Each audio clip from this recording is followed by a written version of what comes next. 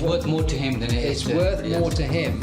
So therefore he's bid another £300,000. So he's bid another 33% on top of what they was asking to secure this property. And if you do the sums and you break it down over 5 years, then it works out absolutely fine.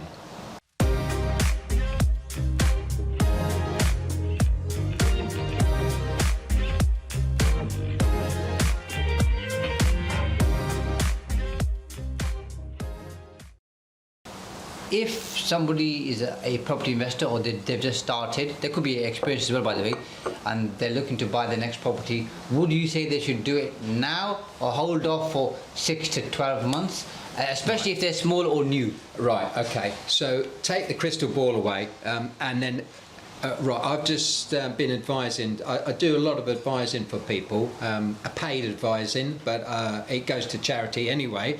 So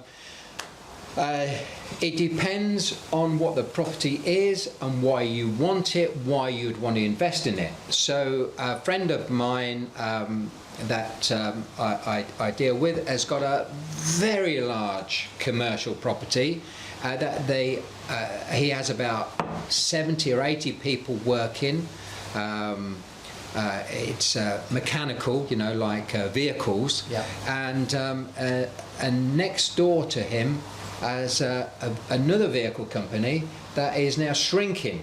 It's coming away from the area in England, and so this has come up for sale. Now, is he going to pick it up for a steal? No, he's not, because there's investors who want this type of business, want this type of site, but it adds value to his site. So if he's got both sites, it adds value and he can build his business. Yeah. So it's worth more to him than it is. It's worth more to him. So therefore he's bid another £300,000. So he's bid another 33% on top of what they was asking to secure this property. And if you do the sums and you break it down over 5 years, then it works out absolutely fine. So you're saying if the deal works, or you can add value, or there's something you can change, whether be it a commercial conversion or something else, or get additional planning depending on the site, then do the deal. Yes. But if the numbers don't work, don't do it. Can't add value, don't do it. Walk away from it. Yesterday we put a bid in for between 4 and 5 million on a place. That's small for you, isn't it? The size of your portfolio. It was a situation where somebody has bid the asking price. I haven't bid the asking price.